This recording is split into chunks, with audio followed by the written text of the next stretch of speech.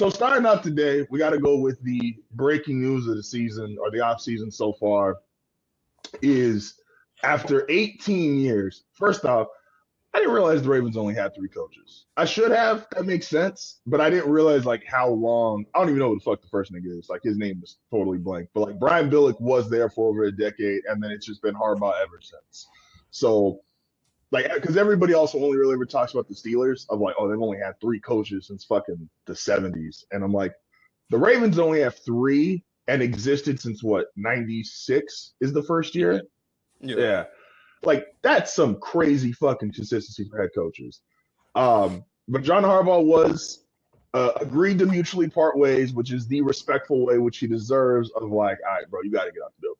Like respectfully, we love you, but like you got to get out the building. We just don't want to say we fired you. So they agreed to mutually part ways. They didn't though.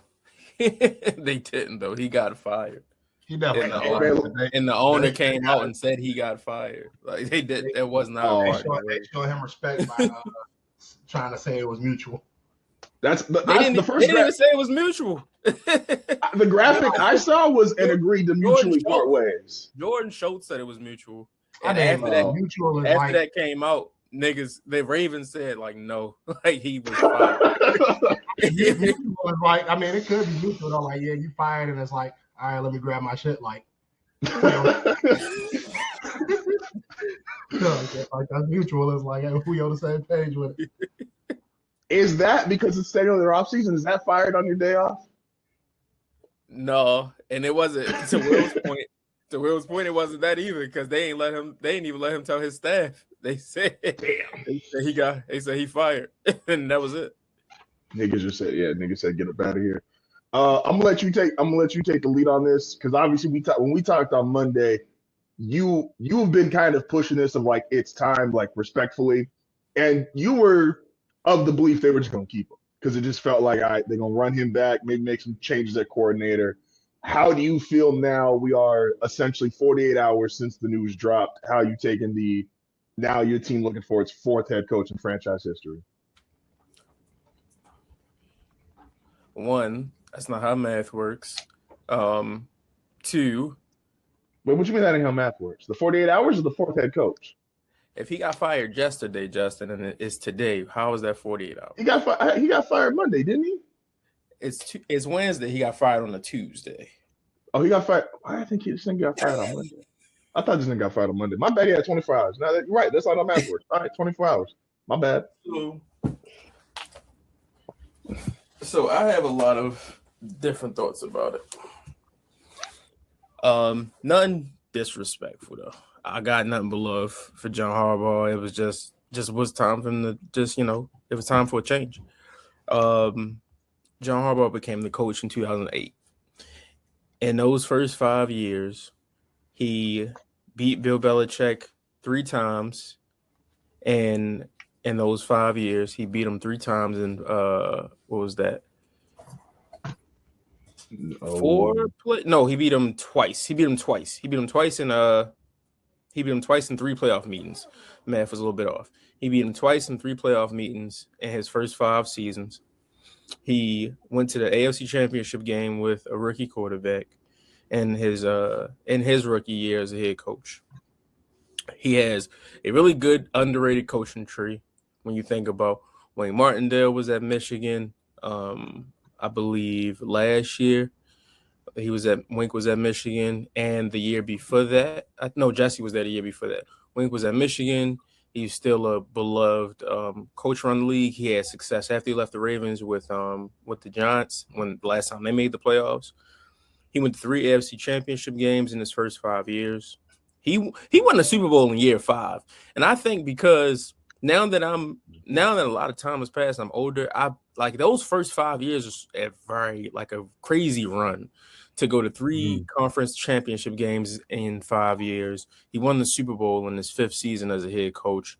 Could have went to maybe 3 Super Bowls in those 3 years. A lot of close playoff games that he had. He went 14-2 in 2019, which is a franchise record for wins. He was the coach of the year in 2019. And the best thing that he did as the head coach is at least as he leaves the Ravens, is investing fully in Lamar as a quarterback, not trying to make him fit into an offense and fit an offense around him. So it was time, like I said. It's been time for a while, but that does not mean that he was just this terrible coach who never did anything good. That does not mean he won't be a good coach again, because I do think whatever team he goes to, they're going to win games and he's going to have more success in the league. It was just a lot of time with one team, and eventually things start to, wear down. It wore down on the fan base, it wore down on the players, and they just couldn't get over the hump. So it was time. No, it's valid. Is he? This is kind of a laser question.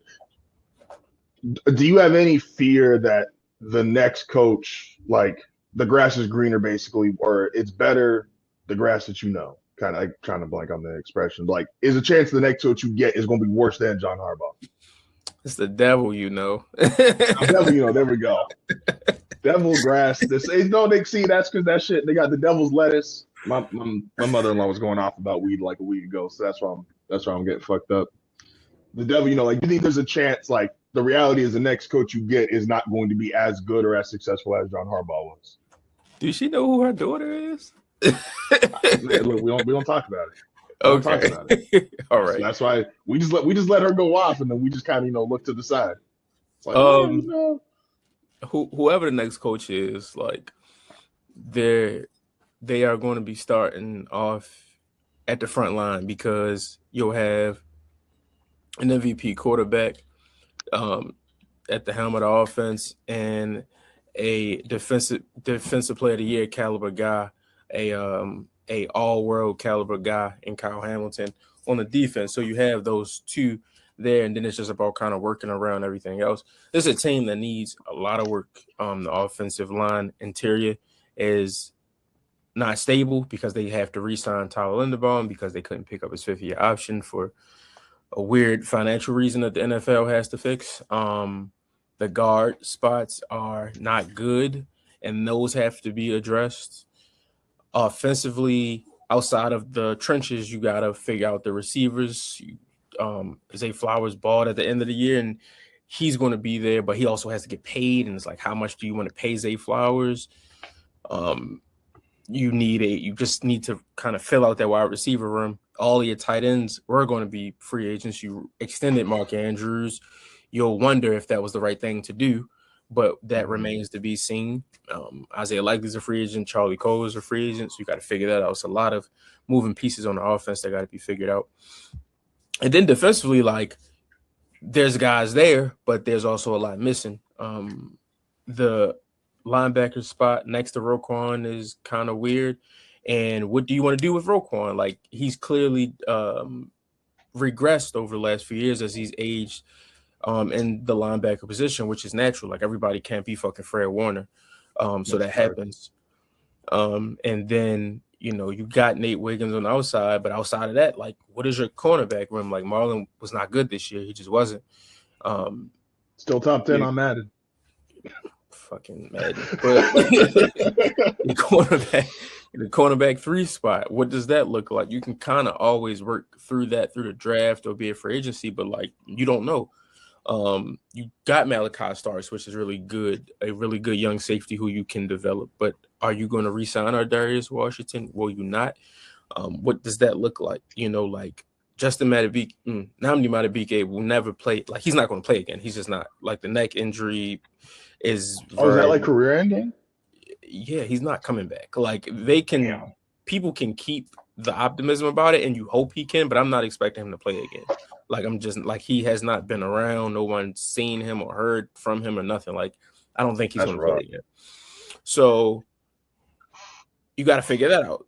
You got to figure out the trenches on the defense. So they got a lot to work with. But to answer the initial question, I think whoever the coach is, he'll come in with a lot of energy, a lot of hype. And as long as he can win close games, as long as he avoids blowing double-digit leads in the fourth quarter, he'll be all right. He'll be fine. So I keep it pretty simple, and then Will, feel free to enter in as well, is to me, this is the best head coach opening since the Packers, because I think a lot of times it's as simple as, do you have a quarterback? You have an all-time QB, and obviously the Packers had Aaron Rodgers, and so Matt LaFleur got to jump in with him. Even Aaron Rodgers, though, was technically coming off of, by his standard, what was a bad season before they got LaFleur. But it's like, you got the quarterback, you have an extremely stable organization, the Packers, the Ravens. Like, if I get that, this is, not just this year, because it's easily the best head coach off opening this year. Like, I know people are trying to, like, play the Raiders into, like, a great opening because you could have the first pick plus Gentee and Bowers and Crosby. I would take the Ravens.